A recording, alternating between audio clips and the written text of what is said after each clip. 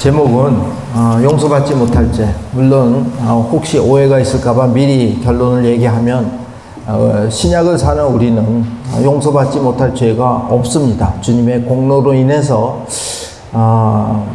주님의 은혜로 우리는 모든 죄를 용서받을 수 있어요.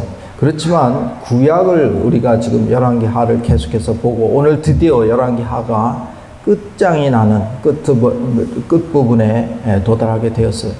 열왕기하를 통해서 계속해서 하나님은 우리의 죄에 대해서, 특히 우상 숭배에 대한 죄에 대해서 계속해서 이야기하고 계시는 것을 보게 됩니다.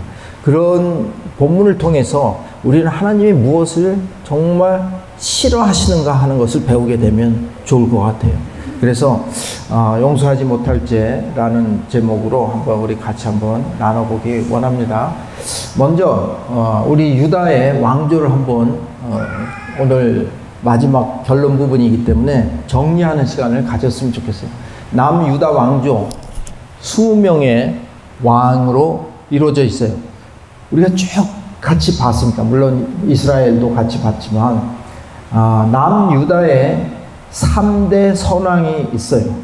지금 동그라미 표를 한 것이 3대 선왕이에요. 그래서 역사가들이 그래도 세 사람의 선한 왕을 지적한다면 여호사밧과 히스기야와 요시야예요. 지난주에 우리 요시야의 종교 개혁에 대해서 우리 같이 봤습니다. 그래요. 신앙을 개혁하기 위해서 그가 했던 그 모든 것들을 정말 기가 막힌 일들을 하셨어요. 정말 그 전까지 유월절을 지키지 않았다라는 것, 우리 그거 알고 정말 너무 황당하지 않았습니까? 이스라엘 백성들이 유월절이 가장 중요한 절기임에도 불구하고 유월절을 지키지 않았었다는 것, 그 전에는 전혀 지키지 않았고 요시야 왕 때 비로소 종교 개혁을 하고 유월절을 다시 기억해내고 섬기기 시작했다는 거예요. 유월절은 뭐라고 그랬어요? 아이덴티티예요. 그들이 종로를 타던 애굽에서 하나님의 강권적인 은혜로 자유인이 된 바로 그날을 기억하는 것을 이제서야 비로소 다시 시작했다라는 것, 기가 막힌 일이 아닐 수 없습니다. 그래서 이 요시야 왕이 이제 종교 개혁을 해서 굉장히 훌륭한 왕으로 기록되었는데, 그 후에 보시면은 우리 23장, 24장, 25장 제가 읽어오시라고 카톡방에 올렸습니다. 다 읽어오셨나요? 할렐루야. 그 이야기를 보면 여호아하스와 여호아김, 그 다음에 여호아긴, 시드기야. 그래서 시드기야 왕 때로 유다라는 왕국은 없어진다라는 거예요. 보세요. 요시야가 그렇게 종교 개혁을 했음에도 불구하고 하나님께서는 어떻게 하셨어요? 단 4대 만에 다시 그들을 완전히 없애버렸다라는 사실을 우리는 보게 돼요. 그렇다면 여기서 우리는 질문이 하나 있어요. 뭐냐면 요시야의 종교 개혁은 무슨 의미가 있었느냐라는 거예요. 하나님이 받으셨을까? 아니 결국 없앨 건데 왜 요시야의 그 엄청난, 보셨죠? 막 모든 산당을 없애고 모든 우상들을 깨트려서 없애고 태우고 죄를 갖다가 공동묘지에 뿌리고 하는 그런 모든 종교 개혁이 아무 의미가 없었을까라는 거예요. 근데 하나님께서는 그것에 대해서 분명히 이야기를 하시고 없앴어요. 그것이 오늘 본문입니다. 본문 보겠습니다. 우리 본문 한번 교독하겠습니다. 제가 먼저 읽을게요. 여호와김이 다스리는 동안에 바벨론 왕 느부갓네살이 침입해 왔습니다. 그래서 여호와김은 3년 동안 느부갓네살의 속국 왕이 됐습니다. 그러다가 여호와김은 마음이 바뀌어 느부갓네살에게 반역했습니다.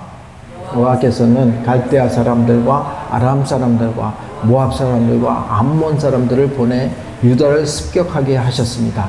이것은 여호와께서 그분의 종인 예언자들을 통해 하신 말씀에 따라 유다를 멸망시키려고 그들을 보내신 것입니다. 여기 보세요. 예언자들을 통해서 하신 말씀 뭐예요? 유다를 멸망시키겠다고 하나님께서 작정을 하셨어요. 그리고 오늘 이 많은 사람들을 보냈어요. 갈대아 사람, 아람 사람, 모압 사람, 암몬 사람, 여기에다가 시리아 왕국과 바벨론 왕국. 지금 중동은요, 엄청난 세력의 변화가 일어나는 그런 격변기였다라는 거예요. 이 많은, 옛날에는 이스라엘이 온전하게 그 중동에 정말 종주국으로서 자리를 잡았어요. 왜? 하나님을 온전히 섬겼기 때문에, 온갖 기적과 이사를 보였기 때문에, 하나님이라는 그 위압감에 다른 족속들이 감히 뭐예요? 이스라엘 넘보지 못했어요. 그래서 국경이 제일 광대했던 그 시기가 있었다라는 거예요. 근데 뭐예요? 지금은 모압 사람, 이런 모든 사람들로부터 공격을 받게 하시는 하나님의 섭리를 우리는 봐야 돼요. 자, 여러분, 제가 읽을게요. 이런 일이 유다에 일어난 것은 분명히 여호와의 명령에 따른 것으로 므낫세가 저지른 모든 죄와 그가 죄 없는 피를 흘렸기 때문이었습니다. 유다 백성들은 여호와의 눈앞에서 없애되는 것이었습니다. 그가 예루살렘을 죄 없는 피로 가득 메웠기에 여호와께서 그것을 용서할 마음이 없으셨습니다. 보세요. 오늘 제목은 바로 이 부분에서 따온 거예요. 하나님께서 용서할 마음이 없으셨다고 했어요. 여러분, 하나님이 이렇게 말씀을 하셨다는 거예요. 그렇다면 우리는요, 좀 더 들여다봐야 돼요. 하나님이 용서하지 않을 마음 정도까지 그렇게 문을 닫으신 이유가 뭐냐? 분명하게 이야기를 하고 있어요. 뭐라고 그랬어요? 므낫세가 저지른 모든 죄, 므낫세가 지은 모든 죄라는 거예요. 여러분 보세요. 므낫세 우리 위치를 한번 봅시다. 므낫세가 어디 있어요? 히스기야 다음에 있어요. 히스기야 전에도 그런 왕이 없었고 후에도 그런 왕이 없었다라고 하나님께서 말씀하실 정도로 그렇게 훌륭했던 엄청난 종교 개혁을 이루었던 왕이 그 아들 때에 가서 그렇게 어렵게 모든 우상을 다 깨트려 없앴던 히스기야 바로 다음 아들이 므낫세가 어떻게 했어요? 산당을 복구했다라는 거예요. 정말 기가 막힌 노릇이에요. 기가 막힌 노릇이에요. 어떻게 한 대도 지나지 않고 바로 다시 산당을 세울 수 있었을까? 그것에 대해서 우리는 질문을 가져야 돼요. 하나님의 그 용서하지 않겠다라는 그 마음을 우리는 충분히 공감이 가는 부분이 바로 이런 부분이에요. 자, 그렇다면 저는 오늘 이 므낫세가 무슨 죄를 저질렀는가를 살펴보기를 원합니다. 여러분 관심 있으십니까? 할렐루야. 그럼 므낫세가 어떻게 범죄를 했는지 한번 살펴봤으면 좋겠어요. 자, 므낫세의 범죄는 뭐냐면 열왕기하 21장에 우리가 다 배웠던 부분인데 다시 한번 제가 읽어드릴게요. 므낫세는 자기 아버지 히스기야가 무너뜨린 산당들을 다시 지었고 또 이스라엘 왕 아합이 한 것처럼 바알의 제단을 세웠으며 아세라 목상을 만들었습니다. 그리고 그는 하늘의 별무리를 경배하고 섬겼습니다. 하늘의 별무리, 1월 성신, 그것까지 또 하나의 신을 더 만들었어요. 므낫세는 1월 성신은 사실은 뭐예요? 별자리를 보고 뭐예요? 기둥을 점치는 그런 것들이에요. 그리고 므낫세는 여호와께서 내가 예루살렘에 내 이름을 둘 것이다 라고 말씀하신 그 여호와의 성전에 제단을 만들었습니다. 보세요. 므낫세가 가장 하나님이 참기 힘들었던 부분이 이 부분이었던 것 같아요. 그래요. 내 이름을 두겠다라고 성전을 만드셨어요. 그것은 거룩한 곳이에요. 정말 홀리 오브 더 홀리스트. 그러니까 정말 지성소예요. 그곳에 그런 것을 주시고 내가 너희와 함께 하겠다라는 상징적인 곳으로 만드셨어요. 성전을. 그런데 거기다가 바로 뭐예요? 제단을 만들었다는 거예요. 그건 뭐예요? 하나님을 어떻게 했어요? 우습게 본 거예요. 하나님의 능력을 믿지 않았던 거예요. 불신앙이에요. 그다음 므낫세는 자기 아들을 불 속으로 지나가게 했고 점을 치고 마법을 행했으며 신접한 사람들과 영매들에게 조언을 구했습니다. 그는 여호와 보시기에 악한 일을 많이 해 그분의 진노를 자아냈습니다. 영적으로 타락했다는 것이죠. 몰록이 아들을 불 속으로 지나가게 했다라는 건 뭐예요? 아들을 제물로 바쳤다라는 거예요. 그 시대의 몰록이라는 그 신을 섬기는 아주 그 행위들인데 자기의 아들을 바치게 했던 그 신의 이름, 그 신이었다라는 거예요. 그래서 이것은 하나님의 창조의 질서에도 맞지 않을 뿐만 아니라 이것은 하나님을 정말 가슴 아프게 했을 것 같아요. 그렇죠? 내가 사랑해서 내가 만든 내 백성들을, 내 아이들을 그렇게 불 속에 헛된 우상에게 제물로 바치게 하는 것, 그 행위들이 얼마나 하나님의 마음을 아프게 했을까? 이것 또한 뭐예요? 영적인 타락이고 하나님의 존재를 인정하지 않았던 것이고 불신앙이고 그 다음에 우선순위에서 밀리는 죄를 했다라는 거예요. 그리고 21장 16절에 가면요, 또 이런 죄가 있어요. 므낫세는 유다가 죄를 짓도록 만들어 그들이 여호와 보시기에 악을 행하게 한 일 외에도 죄 없는 사람들의 피를 흘리게 한 일이 무척 많았습니다. 그리하여 그 피가 예루살렘의 이 끝에서 저 끝까지 가득하게 됐습니다.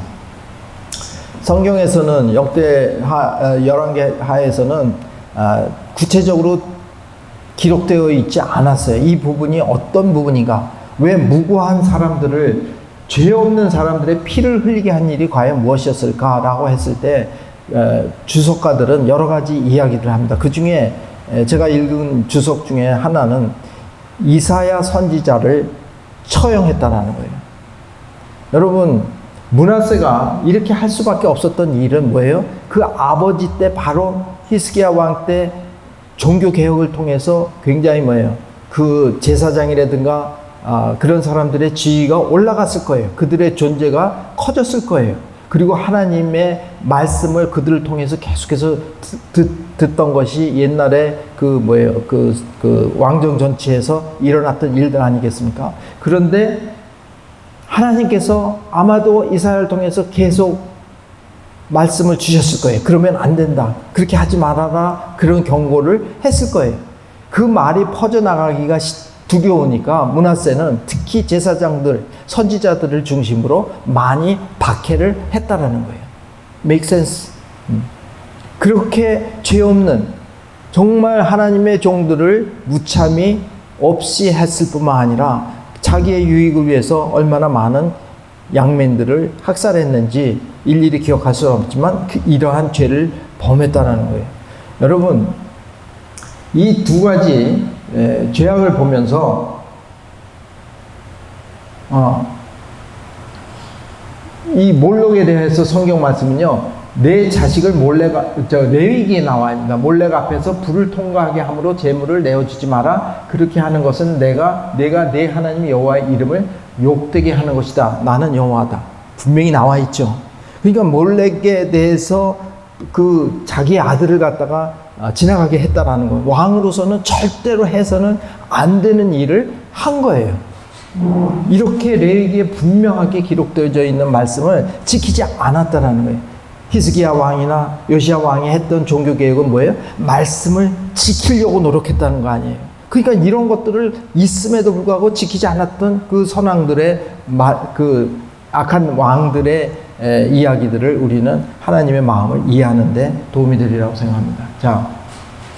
자, 오늘 므낫세의 죄는요, 뭐라고 그랬어요?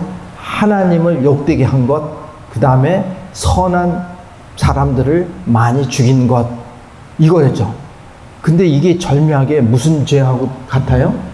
하나님을 사랑하지 않은 죄와 이웃을 사랑하지 않은 죄. 하나님이 주님을 통해서 정말 이 신약에서 주님이 말씀하신 건 뭐예요? 하나님을 사랑하고 이웃을 사랑하라. 이 말씀하신 이유가 여기에 근거한 거라는 거예요. 우리가 구약을 배우면서 신약이 더 이해되어지기 때문에 구약이 중요하다라고 제가 말씀을 드렸습니다. 그래요. 예수님께서 그냥 시간이 남아 돌아서 그냥 대충 하나님을 사랑하고 이웃을 사랑하라. 그것을 우리에게 마지막으로 주신 계명으로 주신 것은 아니라는 거예요. 이런 역사적인 사실이 있고 그 뒤에는 뭐예요? 하나님의 마음을 헤아리는 마음을 우리가 가져야 된다는 거예요. 그렇기 때문에 하나님을 사랑하지 않은 죄, 하나님을 욕되게 한 거예요. 하나님을 사랑하면 욕되게 할 수 있습니까? 여러분, 우리가 사랑하는 사람을 욕되게 할 수 있습니까? 할 수 없어요. 그러니까 하나님을 사랑하지 않은 죄예요. 그 다음에 두 번째, 많은 선한 선지자들을 잡아 없애고 또 어린 아이들, 얼마나 많은 아이들을 그 불에다가 지나가면서 지금 고고학자들이요, 그 시대의 그 유물들 중에서 항아리에 아이들의 뼈들을 지금 수도 없이 발견하고 있다는 거예요. 그러니까 이건 정말 역사적으로 검증이 됐고 기록이 되어져 있던 사건들이에요. 그런 몰렉에 대한 이야기라든가 이런 것들은. 그것은 뭐 어떻게 우리가 말할 수 있냐면 이웃을 사랑하지 않은 죄라는 거예요. 이것이 하나님의 마음인 것을 우리는 꼭 기억했으면 좋겠어요. 자, 그렇다면 므낫세의 죄는 이제 명확해집니다. 하나님의 계명을 지키지 않은 거예요. 그렇기 때문에 하나님은 아무리 종교개혁을 했다 할지라도 이 므낫세의 죄, 그리고 그 종교 요시야 후에 나왔던 많은 왕들도 똑같이 또다시 뭐예요? 우상을 숭배하고 산당을 세웠던 바로 그 일들을 벌어지는 것을 보면서 그가 지은 죄는 하나님의 계명을 지키지 않은 것이다 라는 거예요. 자, 이렇게 한다면 우리도 신약을 사랑하는 우리에게도 시사하는 바가 커요, 사실. 우리가 하나님을 사랑한다고 하지만 하나님보다 더 우선순위에 둔 것들이 너무너무 많이 있다라는 거예요. 그 모든 것을 하나님은 그냥 마음이 좁아서가 아니라, 마음이 좁아서 너 왜 내 명령을 지키지 않니? 그러니까 너는 지옥에 가야 돼 라고 하시는 것이 아니라 그 명령을 어겼을 때의 결과물은 멸망밖에 없다라는 것을 이스라엘 역사를 통해서 우리에게 알려주시는 거 아니겠어요? 그래요. 하나님을 중심에 두지 않고 이 세상을 살아간다는 것은요, 너무너무 무모한 짓입니다. 왜? 하나님이 창조한 세상을 하나님의 방법대로 살아가지 아니하고 세상의 방법대로 살아가려고 하는 그 시도들이야말로 정말 멸망에 이를 수밖에 없는, 실패할 수밖에 없는 인생을 선택하는 것과 진배가 없다라는 거예요. 이웃을 사랑하지 않은 죄, 우리 너무나 많은 이 부분을 간과하는 게 너무 많이 있어요. 여러분 삶 가운데서 제가 누누이 얘기하지만 우리의 삶의 목표는 이웃을 사랑할 수 있는 마음을 갖는 것, 그것이 우리가 이 땅을 제대로 살아내는 방법인 줄로 믿습니다. 자, 저는 오늘 좀 색다른 이야기를 하기를 원합니다. 그건 뭐냐면 기독교적 세계관이에요. 오늘 이제 열왕기하가 오늘로서 이제 끝이 납니다. 그리고 그 결과는 어떻게 됐어요? 유다 왕국의 패망, 지구상에서 없어진 그 결말을 보면서 어떻게 그 많은 20명의 왕 중에서 단지 3명만의 왕만이 그래도 하나님의 말씀을 지키려고 했던 것이고, 그리고 바로 또 세상으로 나아갈 수밖에 없었던 그 이스라엘의 또 유다의 역사를 통해서 우리의 모습을 보게 되는 것 같아요. 그죠? 우리도 성령 충만할 때는 하나님을 따라가고 하나님께 목숨을 바치겠다고 헌신하고 했지만 우리는 끊임없이 세상의 유혹과 어떤 것들 때문에 우리의 마음을 접을 때가 너무 많이 있다는 거. 다시 산당을 세웠던 그 일들, 너무너무 한심한 그 일들을 우리 삶 가운데서도 하고 있었던 것을 우리는 기억하게 됩니다. 자, 그렇다면 어떻게 하면 성공적으로 살아낼 수 있을까 하는 것에 대해서 생각을 하게 됐어요. 그러다 생각해낸 것이 뭐예요? 기독교적인 세계관이에요. 그래요. 우리는 이 땅에, 이 지구라는 별에서 태어나고 우리 인생을 살아가려고 해야 되는 그런 미션이 주어진 사람이라는 것은 우리 인간이 모두가 동일한 것입니다. 그렇다면 이 기독교적인 세계관은 뭐냐? 아주 심플해요. 세상에는 두 가지 세계관이에요. 기독교적인 세계관과 비기독교적인 세계관. 두 개죠. 그죠? 어디서부터 와서 어디로 가야 하는지 인생의 가장 중요한 문제조차도 답을 알 수 없는 그것이 비기독교적인 세계관이에요. 어디서 왔는지 어디로 가야 되는지를 모른다는 거예요. 그런데 우리는 기독교적인 세계관의 핵심은 뭐냐면 우리는 어디서 왔고 어떻게 살고 왜 살아야 되며 그리고 종말은 어떻게 되는가라는 것에 대해서 분명하게 꿰뚫고 살아가는 거예요. 성경은요 이거예요. 이걸 가르쳐 주기 위한 거예요. 첫째는 창조라는 거예요. 기독교 세계관을 여러분 꼭 가지셨으면 좋겠어요. 특히 신앙이 초보자라면 여러분들이 진짜 이 부분에 있어서는 확실한 오늘 4가지를 말할 텐데 이 4가지의 핵심적인 세계관에 대한 생각을 분명히 가졌으면 좋겠다는 거예요. 이 창조라는 것은 뭐냐면 창세기 1장 1절의 말씀처럼 태초에 하나님이 천지를 창조하셨다라고 하셨던 그 말씀처럼 가장 기본적인 거예요. 그러니까 이 지구는 누가 만들었냐? 하나님이 만들었다라는 이 창조에 대한 이야기. 이거부터 우리의 모든 이야기는 시작되는 거예요.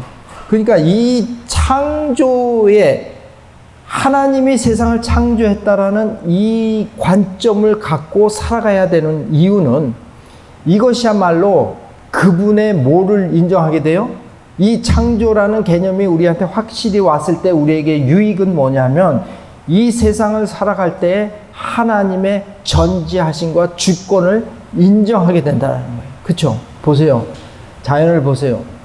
저는 여러분들이 도심지에만 있다 보면 도심지는 뭘로 뒤덮여 있어요? 인간의 창조물로 뒤덮여 있어요.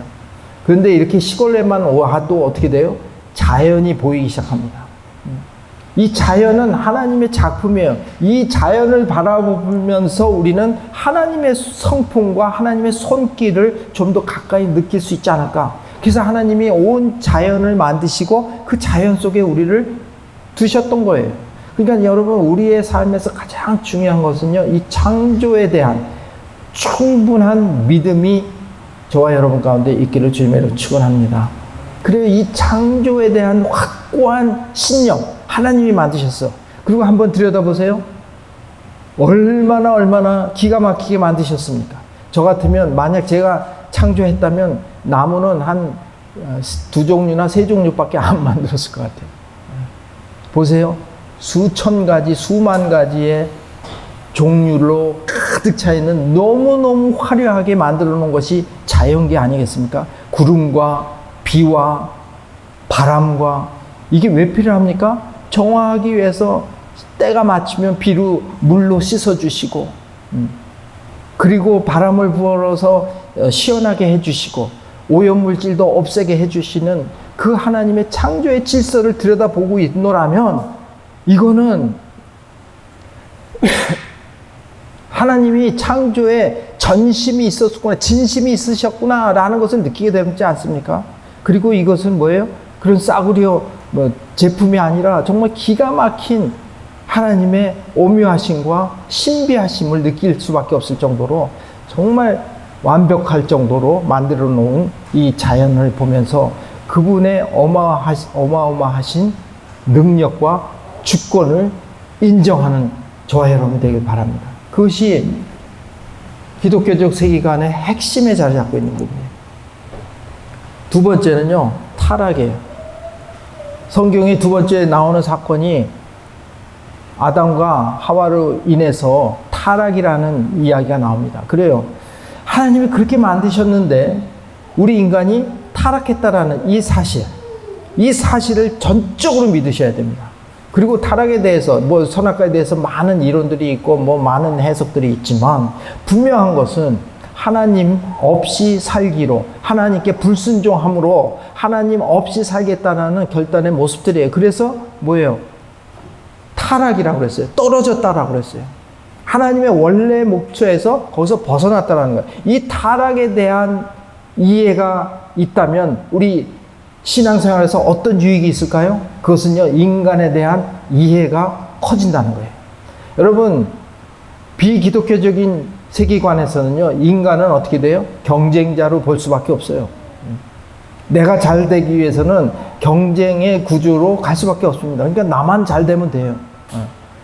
근데 기독교적인 세계관에서 이 타락은 우리에게 뭐예요? 인간에 대한 이해를 돕게 해주십니다.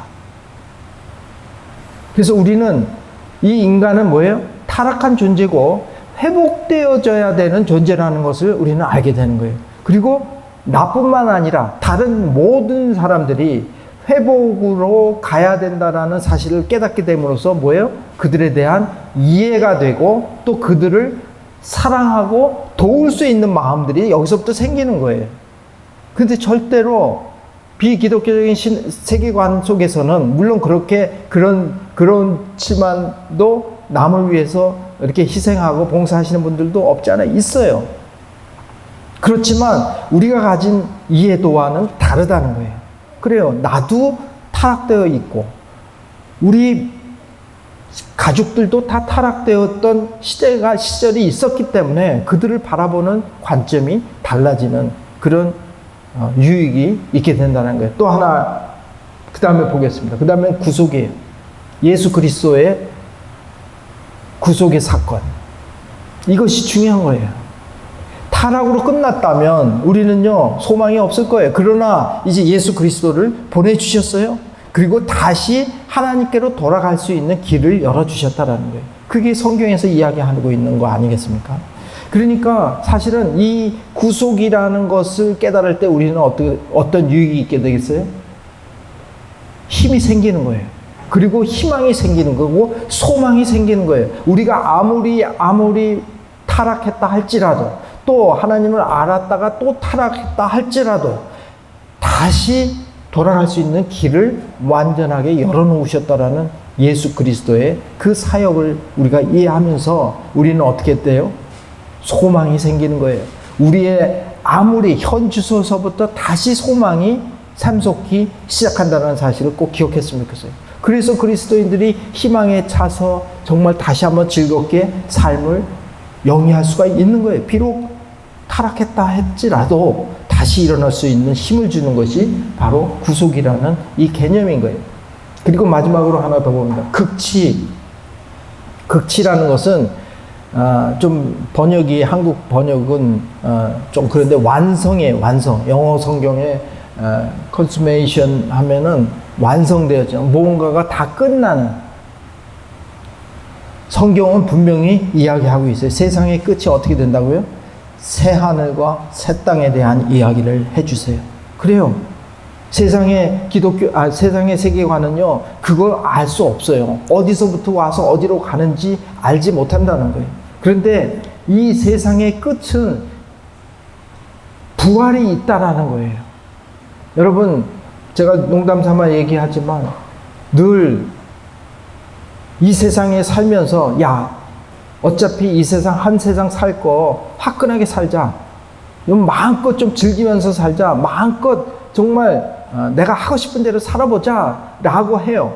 그리고 죽으면 끝이지 라고 생각을 한다라는 거예요. 그러니까 악한 일들도 서슴없이 한다라는 거예요. 왜? 내가 유익이 있다면 남을 짓밟고서라도 남의 생명을 없애서라도 내가 유익이 된다면 하겠다라는 거예요. 근데 여러분 보세요. 마지막에 어떻게 된다고 그랬어요? 무덤이 열린다고 그랬어요. 무덤이 열리고 마지막 심판 때에 다 누구나 이 지구상에 존재했던 모든 영들은 다시 살아난다고 했어요. 이거 엄청난 일 아닙니까? 죽으면 끝나는 줄 알고 이 세상에서 마음껏 타락한 생활을 했었는데, 그리고 원수들을 많이 만들었는데 다시는 보기 싫은데 무덤이 열린다고 가정해보세요. 할렐루야. 소름 끼치지 않아요? 여러분들은 선한 일만 하셨나봐. 여러분, 죽음이 끝이 아니라는 사실을 성경은 이야기하고 있어요. 그리고 부활이 있다라는 거예요. 이 사실이 우리에게 주는 메시지는 뭐예요? 그래, 힘들지만 우리의 원래의 아이덴티티를 지켜야 되겠구나. 그쵸? 막 살아서는 안 되겠구나. 우리의 지구상에서의 이 인생은 딱 하나예요. 하나님을 많이 경험하고 알고 죽는 거예요. 그것뿐이 없어요. 하나님의 목적대로, 창조의 목적대로 살아내는 거예요. 그게 성공한 삶이에요. 이 기독교적인 관점, 창조, 타락, 구속, 극치 꼭 기억하세요. 이게 성경이 전체가 이야기하고 있는 핵심적인 주제들이에요. 그리고 이걸 알려주시는 거예요. 이걸 갖고 살아라. 그러면 뭐예요? 우리 삶이 어떻게 살아야 되는지 답이 그냥 나오는 거예요. 그냥 답이 나와요. 그래서 저는 이 부분이 기독교적인 세계관이 굉장히 중요하다고 생각을 합니다. 그래서 여러분 힘이 들 때마다, 다른 생각이 들을 때마다, 우상을 섬기고 싶은 생각이 날 때마다 일로 돌아가셔야 돼요. 사실 솔직하게 우리 한번 고백해 봅시다. 우리를 가장 힘들게 하는 건 뭐예요? 두려움이에요. 두려움이에요. 이렇게 살다가 비참하게 고생하면 어떻게 될 것인가? 내 인생은 그렇게 살다 끝이 날 것인가? 여러분, 그렇게 끝나도 영광인 줄로 믿습니다. 할렐루야. 우리는 영원히 다시 부활하는 그 생명이 있기 때문에 여기에 만약에 여러분들이 이 기독교적인 세계관 속에서 살아갔다면 비록 여러분들이 누리지 못했다 할지라도 그것은요, 손해가 아니에요. 성공이에요. 승리한 삶이에요. 그러므로 우리는 이것을 잊지 말아야 돼요. 여러분, 주님께서도요, 우리의 그 모든 염려를요, 아시니까 이야기했어요. 모든 일에 대해서 염려하지 마라. 공중에 나는 새도 하나님께서 다 먹이고 입히고 살리고 있는 거 아니냐라고까지 말씀을 하셨어요. 그러므로 너희는 하나님 나라와 그 의를 먼저 구하라. 그리하면 그 모든 것을 더하여 주시리라. 할렐루야. 이 땅에 살아가면서 우리의 모든 두려움 때문에 우리는요, 사실 이 기독교적인 세계관을 갖기를 거부하는 거예요. 왜? 이렇게 살면 손해라고 생각하기 때문에. 내 인생이 하나밖에 없는데, 한 번밖에 없는데, 그런데 뭐예요? 주님께서 말씀하셨어요. 걱정하지 마라. 근심하지 마라. 하나님 나라와 그 의를 구하라. 뭐예요? 이렇게 살아라. 하나님을 알아라. 하나님의 의를 너의 삶에서 나타내는 것, 그것이 너의 가장 큰 우선순위가 되어라 라고 이야기하시고 계시잖아요. 그렇게 하면 하나님께서 입히신다는 거예요. 근데 사실 여러분, 이 말씀이 뭐 능력이 없어서가 아니라 우리가 못 믿어지는 부분이 있어요. 그건 뭐냐면, 내가 헐벗고 굶주릴 때 하나님이 나를 보고 계실까? 이거예요. 의심이 드는 거예요. 근데 하나님이 분명히 얘기했어요. 걱정하지 말아라. 내가 끝날 때까지 너와 함께 하리라고 하셨어요. 할렐루야. 그 믿음을 갖기를 주님의 이름으로 축원합니다. 여러분, 우리의 일거수일투족 하나님이 다 보십니다. 그리고 필요한 것은 공급해 주세요. 기독교적인 세계관을 가지고 살아간다면, 하나님께 영광 돌리기 위해서 여러분의 삶을 드리기로 작정한다면, 하나님께서 공중에 나는 새에게도 모든 것을 공급하는 것처럼 우리의 삶도 공급해 주시는 줄로 믿습니다. 우리 한번 오늘 주신 말씀을 정리하는 시간을 갖기 원해요. 오늘 우리의 질문은, 그런 요시야 왕과 히스기야 왕, 이런 왕들의 종교 개혁이 무슨 의미가 있는가? 그리고 하나님은 정말 오늘 엄청난 폭탄적인 발언을 하세요. 내가 용서하지 않겠다. 하나님은 우리에게 분명하게 보여주고 계세요. 어떻게 살아야 하는가에 대한 이야기를, 그리고 하나님이 제일 싫어하는 것이 무엇인가를 말씀하고 계시는데, 그것은 우리의 삶의 최우선이 하나님이 아니라는 것에 대해서 하나님은 용서할 수 없다라고 말씀하고 계세요. 이웃사랑을 실천하지 않는 것에 대해서 용서할 수 없다라고 이야기하세요. 인생이 한 번뿐인 것처럼 우리의 인생을 너무 탐욕적으로 소비한다면 하나님이 기뻐하시지 않는다는 것을 우리에게 오늘 분명하게 말씀하고 계시는 것 같습니다. 저와 여러분, 이제 기독교적인 세계관으로 흔들리지 않는 믿음으로 살아가기를 바랍니다. 어떻게 시작되었고 또 어떻게 이 지구가 우리의 삶이 끝날 거라는 것을 완벽하게 보여주신 성경을 믿으며 그 세계관을 가지고 살아가기를 원하는 것입니다. 조용히 묵상하며 하나님의 마음을 이해하는 그런 시간을 갖기 원합니다. 그리고 결단하시는 시간을 드리겠습니다.